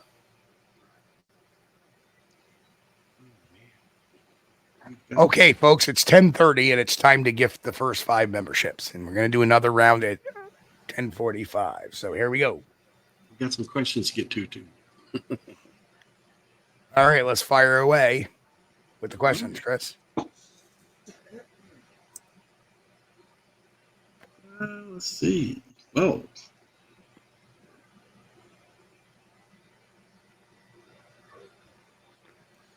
From Aaron Renzi said, why do people worship individuals like Thinker Thunker and think they are the voice of truth within the Bigfoot community? Aaron or Rand? Well, it's because, and this is going to piss off a lot of people, but people are too damn gullible. They think, oh, Thinker Thunker is the greatest, but it's all about clicks for him. You know, he makes money off of the clicks. Even his titles are clickbaits. But for those of us that's been in the Bigfoot community and have actually looked at evidence and everything, when we see his interpretation of what he's trying to say is the evidence, we already see the holes in it. I don't think he's ever done a really good video that actually showed anything that he said was correct. I mean, I think a lot of the old timers just ignore him unless somebody pops up and says, well, Thinker Thunker did this. Well, we better go over and download the damn video and the screen capture so we have it, for future reference. But yeah, I think there's always a new wave of people interested in the subject in Bigfoot, Sasquatch, and I think if once they latch on to a channel like that, it's like it's called the contagion effect, right? One gets on, oh wow, and you see that people posting pareidolia as Bigfoot photos on Facebook, and everybody's like, oh, great job, oh wow, keep them coming and stuff like that. It's the contagion effect. You don't want to operate outside the norms of a particular group. So when you go over to the Thinker Thunker chat, there's probably a lot of people going, yeah, right, what a bunch of bullshit. But there's a small percentage of people out there going, oh, wow, great job. Yeah, all right, great job. That's, the real truth. The truth is that I think there is the majority of people out there that wish they could find a channel like this, and they haven't found it quite yet. Yeah, I like to refer to it as peer pressure. Right. Steve, like you said, they see somebody else post it, so they feel obligated. Well, yeah, right. This is great. And the next thing you know, you got 50 people fall into that peer pressure. Right. And let's see, we got one from Mick here for Steve. Steve, have you ever considered starting a Sasquatch anti-hoaxer sting group? I'm sure you could rustle up some volunteers from the chat. I probably no. I'm not going to start any more groups. Not in my wheelhouse. I spent a couple of years as both a moderator and an administrator for the Bigfoot forums. No, thank you. I am done with because I was kind of funny. I was watching a true crime documentary yesterday, and it was about these two Facebook groups that were trying to find the identity of this guy. And my God, it was nonsense. And so, no, I don't want to deal with drama or anything like that because, hey, listen, I don't need to make stings on hoaxers. They just put the stuff out there and make it really easy. Yeah. But thanks for thinking of that anyway. Well, we got a sharp audience, so yeah, we do have a lot of people that could pick out a hoax. Hey, listen, and if you guys see something, you can always throw me an email, throw me a message. I know Don has. I know Mr. Federal 2505 has. A bunch of people have thrown me stuff, and there may be a few more. I think Jeff Strader threw me something, but there's a bunch of people that have thrown, hey, check this person out, check that person out. Problem is that I have so much going on that I have very limited time. I have 3 days off a week, and I'm literally doing this the entire time I'm off. Yeah. Oh, and Henry May says, happy birthday to Mrs. Kulls. I will send her the message. Oh. Hey, this one's for me. From the Tackle Tactician. Chris, do you have any expeditions planned in Kentucky this year? Yes. Probably tomorrow. Since it started warming up, I would have already been in the woods if it hadn't been raining all week. But I think you live over in Western Kentucky, so you know what I'm talking about. Yeah. But Chris and I are kind of lucky because our research areas are we don't have to spend the night there. We can drive up there, go there at 1, 2 o'clock in the morning, drive back home. 45 minutes later, we're in bed. Yeah, I love it. It's great. So it's not like, I have to go for, a 3-day trip just to get there. No, I'm, within probably about 10, 15 miles of my research area. And going to be a lot of time spent out there starting probably tomorrow. Well, I think that's all the ones we got here. Now, and as far as, channels monetizing, yeah, I mean, when we go to Thinker Thunker, we can, Darren and I probably can go back to, hey, remember Facebook Find Bigfoot? Yeah. Very similar. They would rationalize every Bigfoot was a real Bigfoot in the video by some amazing rabbit out of the hat type of science. And it didn't matter what the facts of it was. I've actually, on Facebook Find Bigfoot, I remember even saying, them posting a video. I go, well, that's funny. I had a conversation with the guy. He admitted it was a hoax, but here you are trying to say it's real. Yeah. Don't get it. I can't get over last year. The Thinker Thunker had Remember that? Where he tried to say that, right? And the funny thing is that there's Jeffrey. Finger Thunker, not a nice person. I mean, there's some people like, okay, MK Davis. You know what? MK may be wrong. He may be whatever, but he never really gets in a public tussle with anybody. But Thinker Thunker, after posting the video saying, hey, listen, Thinker Thunker's got this wrong, made threats to try to take my channel down. Of course, I know my YouTube rules. I am a YouTuber now. I have been. I started learning since 2019. I know the rules. I know the confines. I knew what he was saying was baloney, and I sent him a very terse retort saying that none of it, but if you want to try it, go right ahead, and then I'm going to go after. I didn't say I was going to go after him, but it would have made him look stupid. So here we are almost a year later, and we're still here despite his threats. So that's the way people with cognitive dissonance, again, illusionary superiority, specifically with him, you know, that how dare we question him.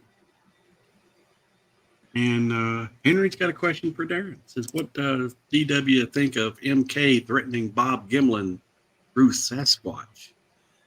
Yeah, I know. I actually downloaded that video because we knew it was going to disappear pretty quick. He threatened Bob. Yeah, he said that if Bob went down there, the Bigfoot would remember Bob and go after Bob for the Bigfoot massacre. And it all comes down to relevancy. Yeah, I wouldn't even call that a threat. Yeah, well, you know, MK did great work on the PGF film way back there. You know, he managed to do a lot of things. But then, just like Bullet Maker and Ed Smith, his limelight started fading. Then he come out with the Mike Sells stuff. That started fading. And then he come up with the massacre stuff. And nobody really believed him as far as the old timers in the community. And to actually say what he did about Bob Gimlin, it's like, you know, he's just doing stuff that is going to get everybody riled up, and everybody will run over to his YouTube channel and watch his videos and, you know, all this. It's all a game of what kind of controversy can I create to draw in more people to click on my videos. You know. So in case people don't know who Mike Sells is, Darren, why don't you kind of relay some of the information and some of the some information about some of the videos, including the fence walker, and then I'll add my 2 cents in too. Okay. So Mike Sells was a researcher down in Texas that claimed to have a lot of Bigfoot activity. So there were several groups that come in and was doing the investigation, and they set up an old security camera system. And they actually took some camcorders and put out there and faced them towards mirrors, because according to Mike Sells, if they seen a camera pointed at them, the Bigfoot wouldn't come out. But if they pointed them towards a mirror, they would. So they ended up with several boxes of VHS tapes just full of this stuff. And the people that actually was on these research groups went in and looked at it. And it was a big regional thing. I mean, there's researchers from Oklahoma, Arkansas, Louisiana, Texas. They all got together and watched this. And they concluded that it was Mike Sells hoaxing, you know, because most of it was obvious that it was him running through the field like the fence climber. Yep, absolutely. You know, it's obvious. It's a guy with a white T-shirt, and people don't really realize this, but the gate that is just a few feet over was actually open. You know, if it was a Bigfoot, why would a Bigfoot go to the trouble of trying to go over a fence when it could just go right through an open gate? It was just all done. And, you know, Tom Biscardi and his guys went down there, and, oh, Mike Sells is the greatest thing on earth. But he'd already been exposed. But then somehow MK Davis got a hold of the tapes and started going through them and posting these video clips. And a lot of people don't understand who Mike Sells was. You know, they don't know the history.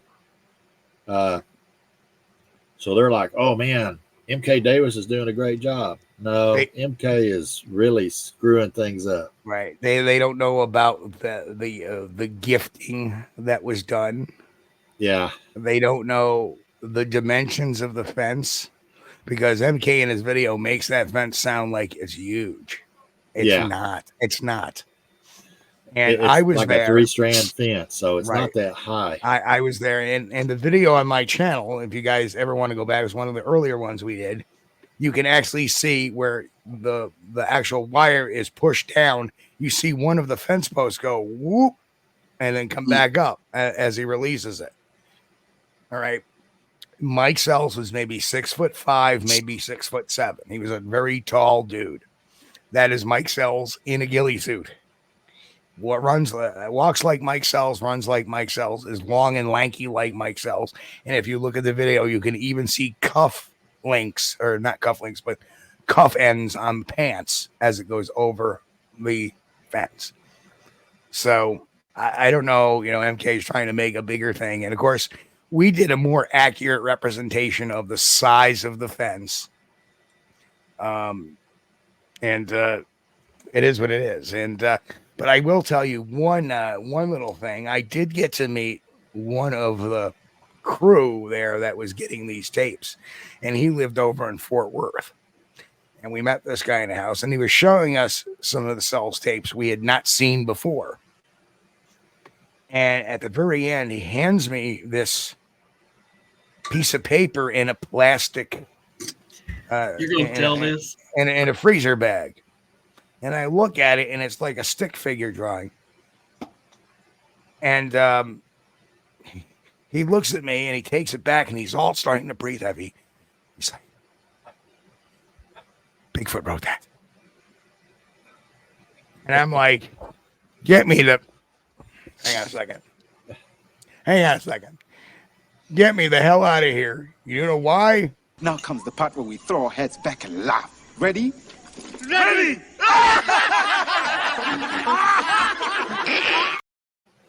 Yeah, that's exactly the way I felt. Yeah. And hold on. I think it's time for Ralph, too. Ralph, what do you think of the Texas fence climbing video?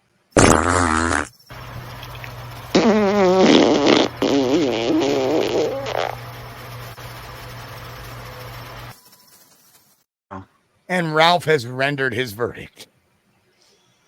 Sorry. See, Darren, we have fun around here. Yeah. But it reminds me of Steve's. What was it? A glyph that I is Bigfoot, or note he left. That's exactly where that came from too. I didn't think you were going to tell this. I had done this parody video. I don't even know if it's still on my on the board. Oh yeah. That's where that came from. Bigfoot in crayon. I did this parody where I was like, oh, I've been leaving fresh fruit out for the Bigfoot to see would it come back, and one day it came back with a rock. Yep, that's Bigfoot. And then I go back out another time. I come back and it left me a glyph, which we all know a glyph is something carved into rock, not a stick structure. And it says, look, and I put it on a stack. I got like 4 sticks that says hi. 1, 1, 2, 3. Right? Look, it said hi. And then I left this and this, and it left me a note. And I go over and it's like written backwards, I is Bigfoot. Right? And I go, that explains it. Quantum physics. So I said, I wonder what it left me today. And I ran up there, and it was an iPhone. The bulb. Be an iPhone. Maybe Bigfoot will call me. And 6 months later, Bigfoot called good old what's his name? Igor. Yeah. Igor. So I'm like, Igor stole my idea. Uh, So what I've tried to do is a lot of times you see some of these hokey, jokey videos, and I was doing it for a spell. I'm going to capitalize on some of those Well, hoax videos, but I'm going to make parodies of them. yeah, you got to have a little fun with it. And that's what I did. I had a whole series of shorts using the same captions. Oh, Bigfoot spotted and blah, blah, blah. And here's the, and it would be me sitting there like, okay, today. And I used to do it.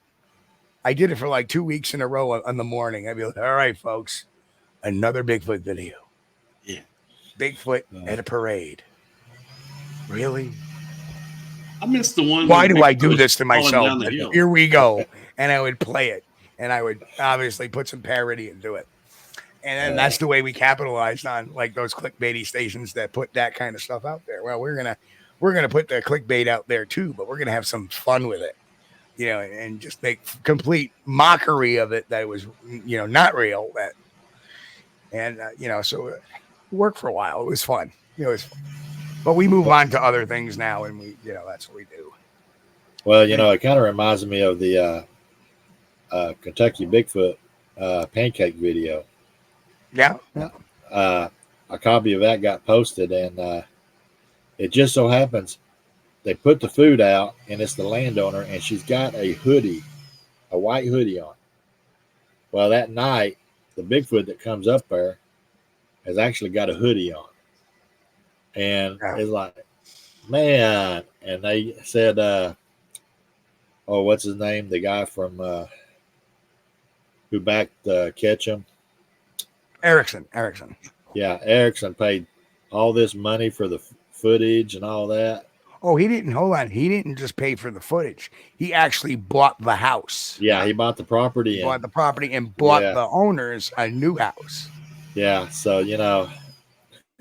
it's like That was so disappointing because everybody was saying, "Oh, this is great. This is great. This is going to prove Bigfoot exists." And I'm like, okay, I finally get to watch it. I won't say how, but I get to watch it. And then, I was like, you got to be kidding me. I mean, yeah. People believe this is real. Then you have the Matilda video that was part of that. You had Randy Bresson's stuff that was part of it. And then finally, what a lot of people didn't know was that Erickson was also doing work on the Janice Carter farm. Yeah. And when you look at it as a whole, where you're thinking that this is going to be something big, and it all falls through the cracks, just like the Ketchum study did. Had Melba asked for help from real geneticists, maybe the results may have been different. Maybe they wouldn't have been, but maybe they at least they would have been scientifically accepted the results. Yeah. But again, it goes back to people trying to keep everything for themselves. Well, it's almost like the Falcon Project. They conned so many people out of money, but would never show inside the factory where these things were supposed to be built at. Right. And then they conned the ground team into going up there, and then left them high and dry. And there was guys that I was told actually sold their houses and all their property just to go up there to be a part of this. And right. I'm at the point now to where if something has got red flags, I immediately dismiss it because he didn't even have a prototype built or even show the company that was supposed to be building it. Their website ceased to exist, but he was talking about sending 2 copies of this over to Africa to catch poachers, and he didn't even have a copy flying in the United States yet. Right. Yeah, there was a lot of strange and weird things going on with that man. And,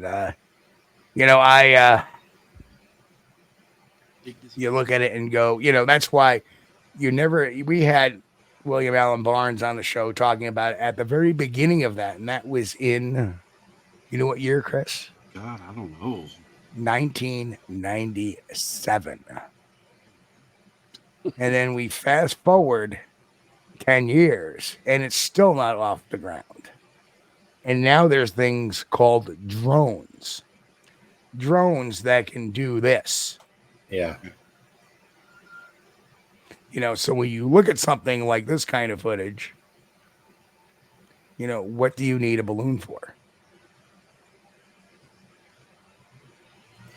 And truthfully, that drone was so high up, you couldn't hear it. And they could actually zoom the camera in without moving the drone down. So you still wouldn't hear it. And now there are thermal versions of the very same drone. Yeah. So, and look at what they're doing with drones over in Ukraine. Right. It's just crazy what they can do with drones now. And the Iranians are using drones. Yeah. So there's just, and I'm sure we are too. We just don't talk about it here. My idea was not so much as making a drone to take pictures of Bigfoot or anything, but outfit one with fishing hooks and stuff, and then fly it into him, crash it into him, and to where those hooks are going to grab something, maybe a few hair or a little piece of skin or something, a blood sample, anything. But 5 more. Yep, I just sent the other 5 out, so that's our 10 for the month, folks. But I would like to have, not death from above, but just smash into him and what is this thing? Grab it and throw it away. Then you go retrieve your drone and you got your samples. Well, this doesn't mean that I'm pro kill, but I joke about, I wish I could buy an old Bradley fighting vehicle with a 20mm cannon, and I'll just pull up to the woods, level the woods, and then go in there and find what's left of Bigfoot. I mean, it'd be so much there's easier. one. Oh no. Or just buy a paneled station wagon and just keep your fingers crossed and what was that? The drone thing is a great idea though, especially now when before the foliage is on the trees, early spring or late fall after the leaves have fell off. Get your drone and fly above these areas where you can't really get to without some extreme hiking. And that's what I do. I've actually got a drone that I can program to fly away outside of the range of the controller. Cool. You plan a mission on the software and it uploads it, and it'll go and it can actually do about 7 miles away from where I'm at and then come back. Oh wow. So I'm wondering if we just could send Bigfoot a package from the Acme Corporation, like one of the rockets that Wile E. Coyote used to use, and that would probably end it real quick. Here, strap that on your back, Bigfoot. The tackle tactician come with says, Chris, I can help with your Squatch Hooker Z2000. I think he meant just Squatch Hookers 2000. Yeah. But anyway, Chris, look what time it is. Oh no, you're not. No. Oh, we got a little bit of time left, not much. Yeah, we got a whole 5 minutes. It has passed by quick though. Dang. Sure does. Always does. We're amongst good friends and good conversation and honest conversation too, I might add. So that's what we aims to bring. We may not bring you Bigfoot is eating your family tomorrow. We may not be bringing you, some creepy, I was creeped out a bit by Bigfoot, surrounded by them. I could see them in the wood line because there was a full moon out, even though there wasn't a full moon. And, we don't do that here. We bring you real witnesses. We bring you people you can see, people you can talk to, and we bring you honest discussion. And tonight was a very interesting discussion, talking about more of the seedier side of Bigfoot research, which we all deal with, and sometimes we have trouble dealing with. But Darren, I want to thank you for coming on tonight. You have any parting words for the audience tonight? Well, I seen several of the people in the chat said that they went over and joined or put a request in to join the Bigfoot Hoaxers 2.0. If you do go and apply to join the group, make sure you answer the questions, because we got a policy. If you don't answer the questions when you ask to join, we deny you. It's nothing personal. It's just something that we do. It weeds out a lot of the spammers. Yep. So, and they're out there too. Oh yeah. Yeah. I always, what I've been finding lately is the comments on my post saying, "Oh, you know what? I I find your posts really engaging and very interesting. And wow, perhaps you would consider becoming my friend. Can you send me a friend request? No.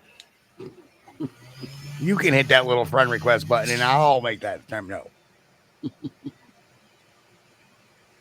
But Darren, I want to thank you as always for coming on. I know it's been a couple of years, so I figured it was time to get you back on. I appreciate you asking me to be on here. And, you know, I mean, it's hard to believe Chris and I talk about this all the time. We've been on the video format now here at YouTube. July will be 5 years already. And I'm like, where did it go? Where did it go? Yeah, it seemed like just yesterday we was starting up over here. You know, I don't know. I love it, though. I love it. Yeah, I love this format. This is great. More so, you know, we could never do this kind of stuff on like the old blog talk radio days. You know, we could show videos, show pictures, you know, we'd talk to the audience. It's great. I love it. We got to get out of here pretty soon. So I'm going to go ahead and get my words in, Steve, and then I'll turn it over to you. Again, I want to thank Mr. DW, Darren Lee, for being on with us tonight. I appreciate it. It was a pleasure having you and always is. And I want to thank everybody over in the chat for joining us tonight. We appreciate you guys. We know we got the greatest audience in Bigfootery. If it's your first time watching, make sure you hit that like, subscribe. If you like what you see, consider becoming a channel member. And, you know, we appreciate you. You're going to get honesty here. We may not be able to bring a Bigfoot for you every day, but if we ever do get one, you'll be one of the first people to see it. Yep. And all right, Steve, I'm out. All right, folks, everybody. I want again, thanks so much, Darren. Darren, if you want to stick around for a second after the outro, I want to talk to you about something. Okay. Very quick, yeah. And you know, on behalf of me and Chris and Darren, we want to wish everybody a happy, safe, healthy week. God bless, and of course, keep on squatching, folks. We'll catch you this Friday night, 9 p.m. Eastern on the Bigfoot News. And next Sunday night, 9 p.m. Eastern for Squatch-D TV Live. We'll catch you all real soon. Peace. We thank you for being here with us on Squatch-D TV. If you haven't taken the time yet, please hit that like button and subscribe to the channel. And oh yes, hit that notification bell too. We don't want you to miss anything. If you really like our content, you should consider becoming a member, and it's really inexpensive and a great way to support not only the show, but honest Bigfoot research. Everyone have a great week. Be safe and God bless. We will see you all here next time on Squatch-D TV. Keep on squatching.